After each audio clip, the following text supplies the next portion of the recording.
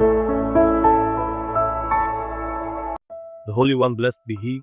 Welcome to Beit Yisrael International's Voice of Torah podcast. I'm Gaddi Efrayim, joined by our host agents Abraham and Sarah. Today, as closer to understanding divine, let's brief the teachings of Tikkun Brit Hadshah in light of Parshat Vayishlach, focusing on the idea of transforming impurity into holiness. Our sages compare Edom, a Roman, to a pig, an animal symbolizing return and redemption. This theme resonates in the Tikkun Brit Hadshah account, where a legion of unclean spirits linked to Rome's chaos enter a herd of swine. Jewish Yeshua HaTzaddik, in the aspects of the Mashiach when Yosef subdues these impure forces, showing that even the darkest elements can be guided toward holiness. The drowning of the swine in the sea symbolizes cleansing and renewal. Ultimately, this points to Tikkun Olam, wood repair, where all impurities are transformed, leading to the Messianic era.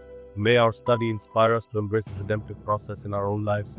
May our study bring us closer to that ultimate vision, when all chaos is transformed into divine order and all impurity is transmuted into holiness. Thank you for joining us today on Beit Yisrael International Voice of Torah podcast. Until next time, may we continue to grow in understanding, compassion, and dedication to the divine mission that shapes our lives. Blessings to all. All right, welcome everyone. We're diving deep today, really deep, into some fascinating stuff. Yeah. Looking at the Torah, Okay. but through the lens of Like a Jewish mystical teachings. Beit Yisrael International, drawing on the teachings of Gaddi Efrayim. Oh wow, this is going to be a journey. You know, this might be new for some of us, right? Yeah.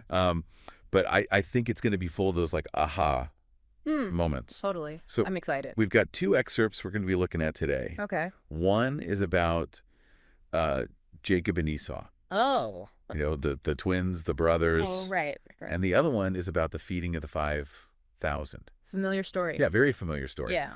But what we're going to see is how these two stories, which on the surface Seem very different. seem completely different, right? Yeah. How they actually connect Oh, wow. through these ideas of Tikkun Olam, Okay. repairing the world, Right. and the coming of the Messiah. Okay. So that's kind of our mission here. Yeah. We're going to try to uncover some Unexpected. connections. And I think what we're going to see is that there's a really unique perspective here on the role of the Jewish people in the world. Got it. So let's just jump right in, okay? Yeah. Let's start with Jacob and Esau. Right. What's the story here? Right. And how is it just packed with symbolism? Well, so this story, in Genesis, Yeah. it kind of lays the foundation for how this perspective on the world works. Okay. You've got Jacob and Esau, Yeah. right? These twin brothers. Right. But they represent these two opposing forces in the world. Okay. So Jacob is like spirituality, Okay. and Esau is like Materialism. materialism. Okay. So their reunion, right, after all these years of like Separation, yeah. separation and conflict, Yeah. it's not just Family drama. family drama, right? Right. It's more than that. Yeah. And some groups, like Beit Yisrael International, Yeah. they see this as like a blueprint for Israel's mission, Okay. which is to reconcile these opposing forces that exist everywhere. Hold on. So you're saying it's not just two brothers making up. It's about something much, much bigger. Exactly. Yeah. Yeah, think about it. Like Yeah. this tension between spirituality and materialism, Yeah. like that's in all of us. We all experience that. Totally, yeah. Yeah. So like how much are we, It seems. chasing material success? Yeah. And how much are we seeking, Spiritual growth. spiritual growth? Yeah. And how do we Reconcile. those within ourselves? Yeah. How do we, like Jacob, Yeah. approach those conflicts Yeah. with humility and courage? Yeah, that's what makes this story so Relevant. Yeah. even today. Absolutely. Okay, I'm starting to see how this ancient story Yeah. is like, it's like a mirror. Totally. on stress It's like a microcosm of the world. So how does Jacob's encounter with Esau, how does that relate to Tikkun Olam, repairing the world? The way Jacob approaches Esau with this like willingness to face his past and seek reconciliation, that's seen as a model for Tikkun Olam. Okay. It's like Even those small acts of kindness, right, seeking understanding when there's conflict, Yeah. like all of that is part of this larger effort to heal the world. heal the world. Wow, that's powerful. That's a powerful idea. Yeah. Like our actions, however small they seem, Yeah. can contribute to something much greater. Totally. Okay, let's shift gears a little bit Okay. to the feeding of the 5,000. Right.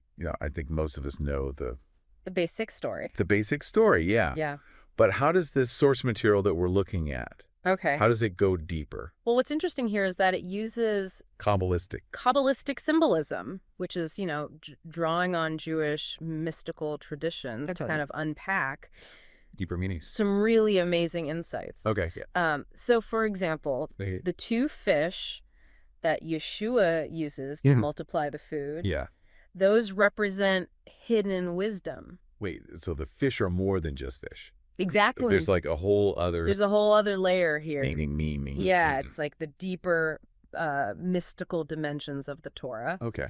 And then you've got the 5 loaves of bread, Right. which symbolize the revealed wisdom. Exactly. Yeah. So that's like the 5 books of the Torah that are accessible to all, Okay, so that's nourishing everyone. offering that spiritual nourishment. Wow, this is blowing my mind. I know, right? It's like feeding the 5,000 is not just about Physical hunger. it's about bringing together these 2 types of wisdom. Yeah, it's about nourishing the soul as well as the body. Right, and the 5,000 people... They're not just a random crowd either. Oh, really? No, they represent What do they represent?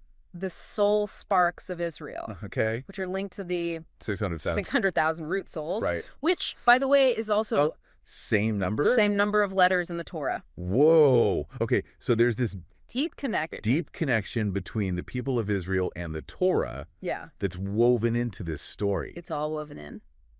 What about the 12 baskets of leftovers? Excellent question. What do they symbolize? So those represent 12 tribes. 12 tribes of Israel, Okay. highlighting this kind of inclusiveness of the miracle.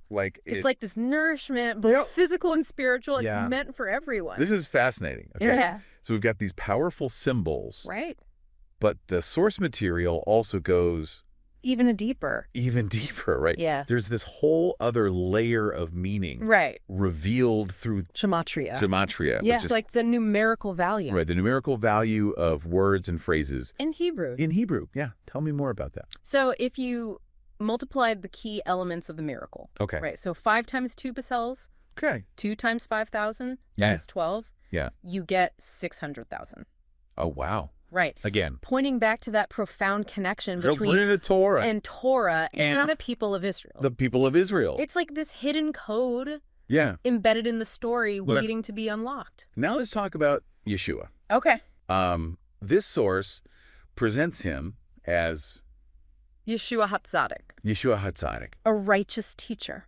Right. How does that... So in this interpretation, Yeshua embodies this concept of Mashiach ben Yosef, which is this messianic figure, but focused on Tikkun Olam. Repairing the world. Repairing the brokenness of the world. So his actions in feeding the 5,000, right, bringing together that hidden and revealed wisdom, are seen as part of this process of Tikkun Olam. Exactly. Okay. And the miracle itself echoes the manna that sustained the Israelites in the wilderness. Yeah. That symbol of divine sustenance. So let me see if I can connect the threads here. Okay.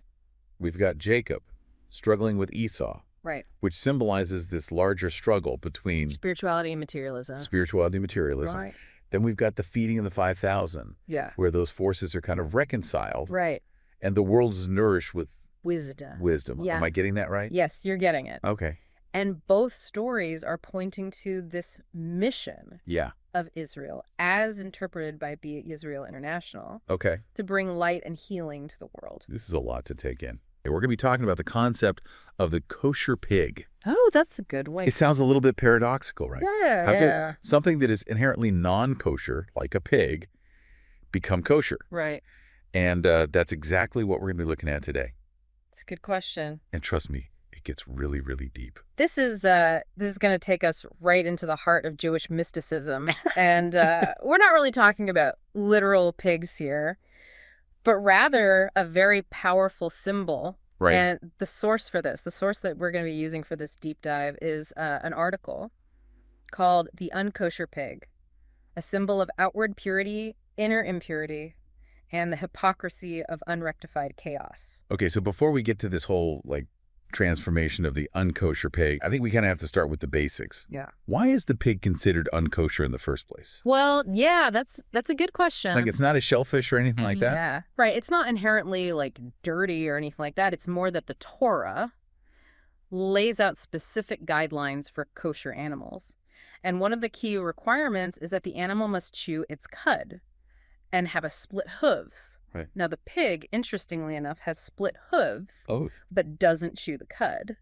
Interesting. So it's like it's trying to look the part, but it doesn't quite make it. Exactly. It's like trying to have this outward appearance of being kosher. Mm-hmm.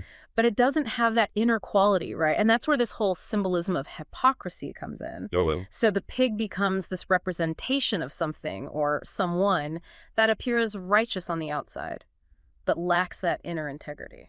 I see. Okay, so it sounds like we're dealing with something much deeper here than just dietary rules. Oh, yeah, absolutely. I'm starting to see how this connects to the article title. Yeah. About the chaos and impurity. Right, and the symbolism even goes a bit further. In rabbinic literature, the pig is often associated with Esav, Jacob's twin brother, and also with ancient Rome. And both of these are seen as embodying this, like, materialism, a lack of spiritual depth, and ultimately chaos. Wait, so how does ancient Rome tie into all of this? Well, if we look at it from the perspective of Kabbalah, Jewish mysticism, right, Rome kind of represents this unrefined, chaotic energy of what's called tohu. Tohu. Yeah, and to understand that, imagine divine light, needing vessels to manifest in the world. Okay. Without those proper vessels, you just get this like fragmentation and disharmony, and that's essentially tohu, and that's what the unkosher pig embodies. So the unkosher pig isn't just about not following the rules, it's about this deeper lack of alignment, a kind of spiritual chaos. Precisely, and that sets the stage for the truly mind-blowing part of all of this whole concept, the idea that one day the pig will actually become kosher. Oh. Yeah. Now, when we talk about the pig becoming kosher, we're not talking about some kind of like future genetic modification. Right. Or pigs suddenly developing the ability to chew cud. Right. So it's not literal. Okay. It's symbolic. So we talk about the pig becoming kosher in this context. What are we actually talking about then? Right. So the sages envisioned this happening in the Messianic era. Okay. A time of ultimate peace and spiritual wholeness.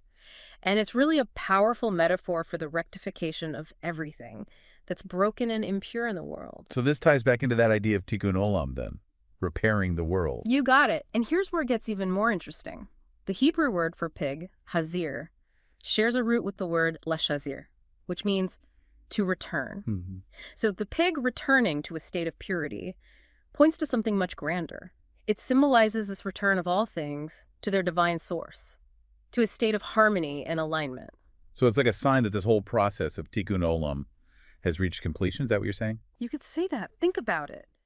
Those chaotic energies of Esav, represented by the pig, being transformed into vessels of holiness. It's a powerful image of redemption, of aligning even the seemingly most impure aspects of creation with the divine will. Okay, so my mind is being blown a little bit here.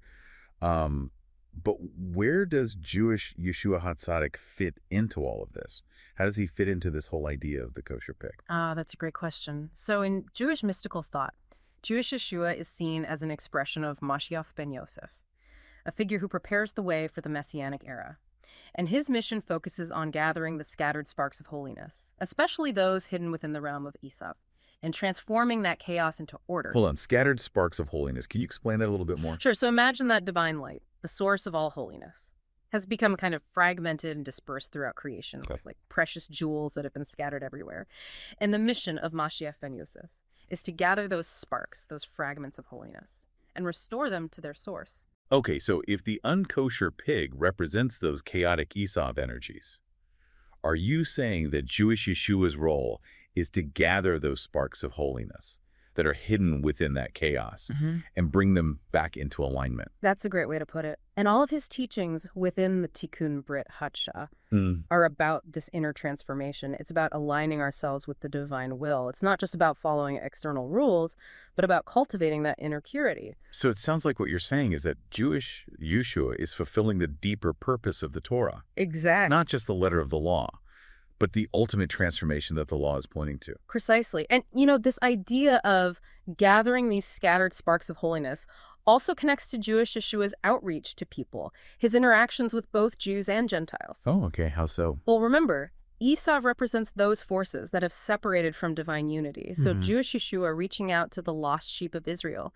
and engaging with Gentiles embodies that mission of gathering those sparks from wherever they may have fallen. He saw the potential for good in everyone, regardless of their background or their beliefs. So he's trying to see that divine spark, that potential for holiness in everyone, even in those who might seem far removed from it. Exactly. So he's actively working towards that vision of the kosher pig, the transformation of impurity into holiness. Exactly. And so when we see the pig becoming kosher, it signifies that Mashiach ben Yosef's mission has been accomplished. It's a sign that those scattered sparks have been gathered and restored to their source, and that the process of Tikkun Olam is complete. Wow, this is really incredible stuff.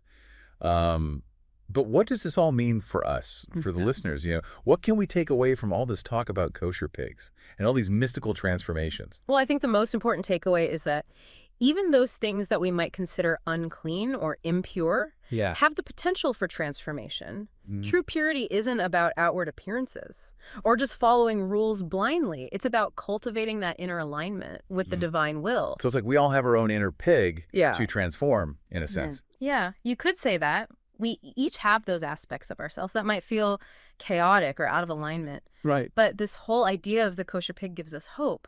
It reminds us that even the seemingly most impure parts of ourselves can be redeemed and transformed. It's like we're all on this journey of Tikkun Olam. Yeah. Not just in the world around us, but within ourselves. Absolutely. And, that vision of the kosher pig, it reminds us that this whole process of transformation, it's not only possible, but it's like the ultimate fulfillment of the covenant. It's the realization of a world where everything is in its rightful place, aligned with that divine harmony. It's such a powerful message of hope, that even in the face of all the chaos and the impurity, there's always this potential for redemption and transformation. Right. It's not about erasing those parts of ourselves or erasing those parts of the world. It's about seeing them through a different lens and seeing the potential for holiness that's within them. Exactly. And that's what's so amazing about all these ancient teachings, they give us that guidance and inspiration for our own personal journeys of transformation. They remind us that we're not bound by our limitations, by the impurity of certain aspects of ourselves or the world. But this whole idea of Tikkun Olam, of aligning ourselves with the divine will, it allows us to transcend those limitations and contribute to a reality where even the pig can become kosher. This has been a really incredible deep dive. We started out with this seemingly strange idea of a kosher pig. And it's just opened up this whole world of Jewish mysticism and all these profound insights into the nature of transformation. Yeah. It's really made me think about my own inner pig, so to speak. Those parts of myself that I maybe try to hide or ignore. Yeah. But now I see them differently. I see the potential for them to actually become something beautiful, something that reflects that divine light that's within me. I think that's the most important thing we can take away from this, is to remember that transformation is always possible, both within ourselves and in the world around us. It takes effort and intention, but the rewards are immeasurable. It's about seeing that spark of holiness in everything and everyone, and recognizing that we all have a role to play in bringing about that world of true peace and harmony. When you think about pigs in Judaism, the first thing that comes to mind is the Torah's classification of them as unclean animals. Right. And the Torah actually points out this almost contradictory aspect of the pig. You see, it has split hooves, so you'd think kosher. Yeah. But then it doesn't chew the cud. It's like this outward sign of purity. But internally, something's missing. So almost like a representation of hypocrisy. Exactly. V'yikra Rabbah makes this really vivid analogy of the pig stretching out its hooves as if to declare, hey, look, I'm kosher. But of course it's not. It's a powerful image. It is. And it reminds us that true purity comes from within. It's not just about outward appearances. So how does this idea of the pig as a symbol of hypocrisy connect to the bigger picture of Jewish mystical thought? Well, this is where things get really interesting. There's this fascinating comparison made between the pig in Esav, or Edom, often linked to Rome. Okay, that's a connection I wouldn't have made. So how does Rome fit into all of this? I mean, what does it tell us about power and spirituality? Well, Rome, in Jewish thought, often represents materialism, worldly power, and a kind of rejection of spiritual values. So, Just as the pig might appear pure on the outside but isn't, Rome might have projected strength and dominance, but it represents a sort of inner spiritual chaos. Ah, so they both represent the Sitra Achra, those forces of impurity opposing holiness. Exactly. Sitra Achra literally means the other side. It often signifies those forces of impurity or chaos that stand against the divine order. And the pig, Esav, and Rome, they all become symbols of this chaotic force, representing everything that goes against, well, Tikkun Olam, repairing the world. Wow. There are so many layers here already. It's fascinating, though, how even the pig, with all its symbolism of impurity, is also seen as having the potential for transformation. Oh, absolutely. And this is where the Hebrew word for pig, Hazir, comes in. It's connected to the word l'chazir, meaning to return. The sages envisioned a future where even the pig, this symbol of impurity, would return to a state of holiness. That raises an interesting question. What would that future state look like? What kind of transformation are we talking about here? That's a great question. It's not about the pig literally becoming kosher. It's more about its symbolic meaning transforming. You see, it's about those forces of chaos and impurity that the pig represents being rectified. Yes. Like they're being brought back into alignment with that divine order. So the pig becomes almost like a stand-in for anything in creation that appears impure or chaotic. Yes. And the fact that it has the potential for transformation suggests that nothing is inherently beyond redemption. That's a powerful message. It really is. And it's this message of hope that runs through so much of Jewish mystical thought.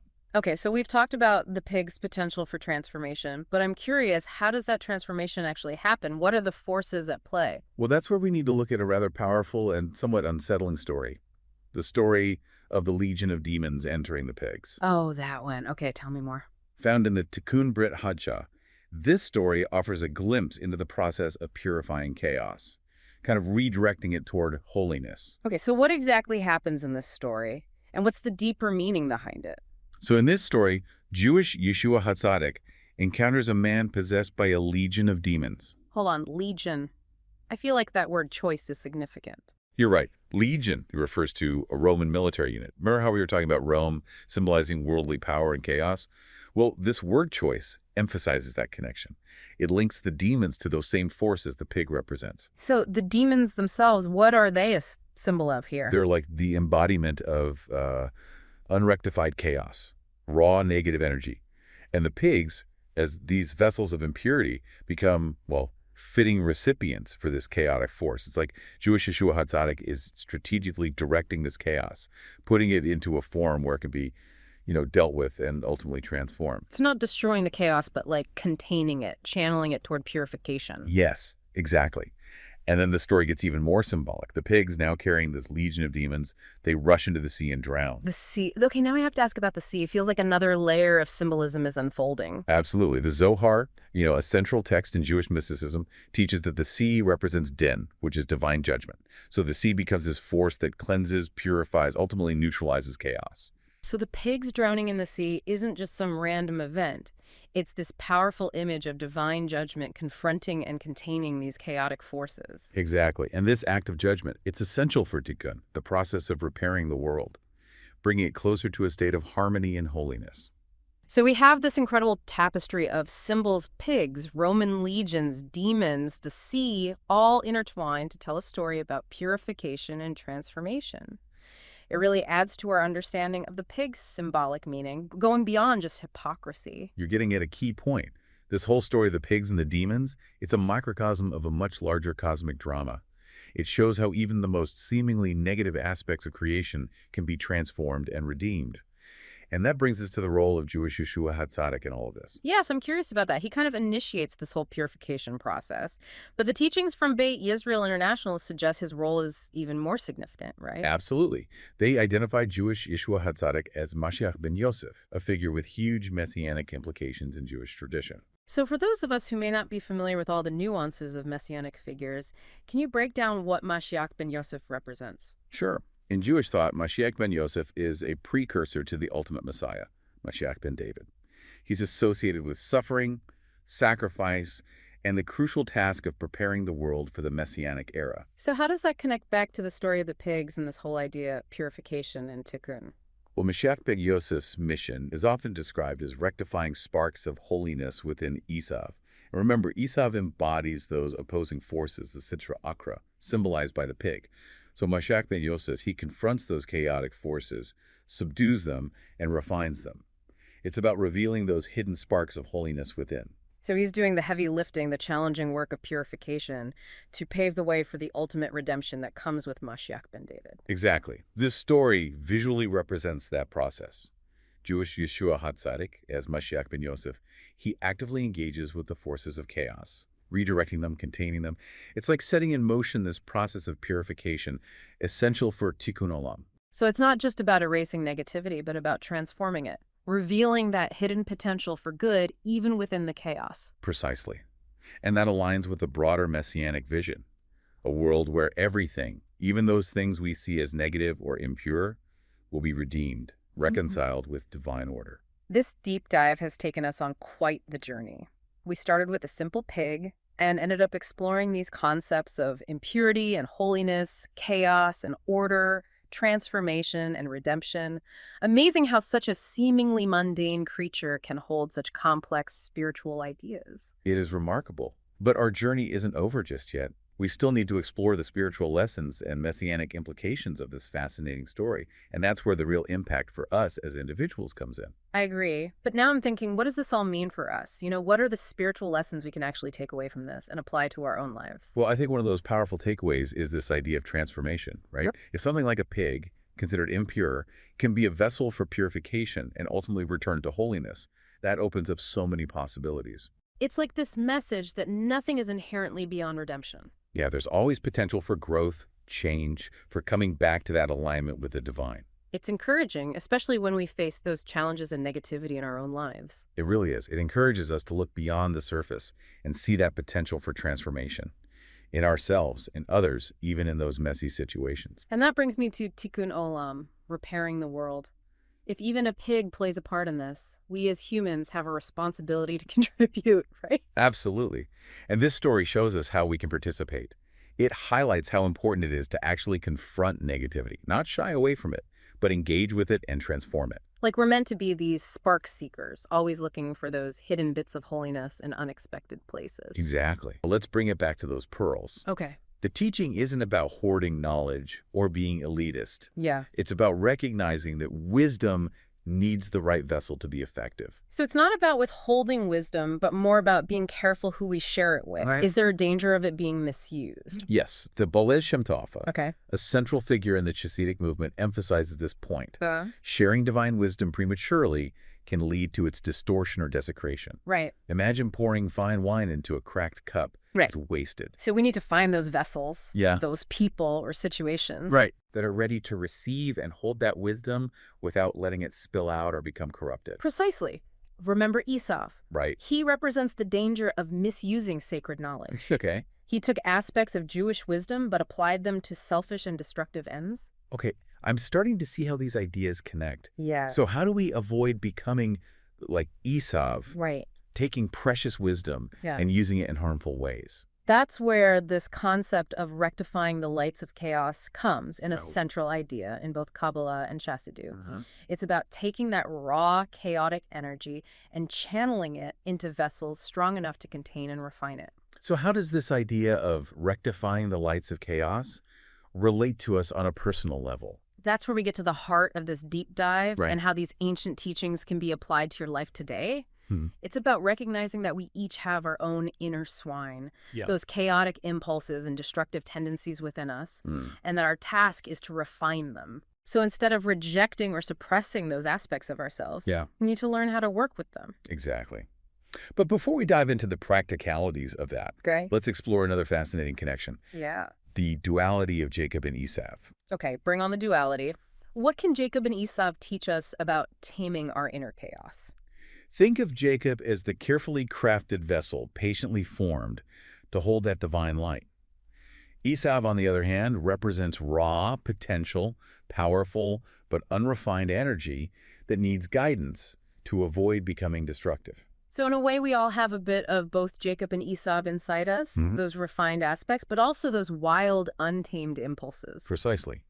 And Jewish Yeshua's actions, casting those demons into the swine and into the sea, reflect this ongoing process of refinement. Right. He's taking those chaotic forces and initiating their purification, pushing them toward a state of greater harmony. It's interesting how this seemingly simple story has these layers of meaning that connect to such deep concepts. Right. It's like a microcosm of this cosmic struggle between chaos and order. And that struggle is playing out within each of us. Yeah. It all ties into the idea of Tikkun Olam. And that's where the messianic implications of this story become so powerful. Beit Yisrael International emphasizes how this whole narrative points to the messianic era, a time when, well, knowledge of God fills the earth and chaos is reconciled with divine order. So it's not just some abstract mystical story. It's a glimpse into a future where even the negative or impure is transformed and redeemed. And that transformation, it doesn't just happen on its own. It needs active participation. From Mashiach and from us, striving for Tikkun Olam. Okay, active participation. But what does that actually look like in our lives? How do we contribute? It's a personal question, right? But I think this story tells us to cultivate that mindset of looking for those sparks of holiness, even in surprising places.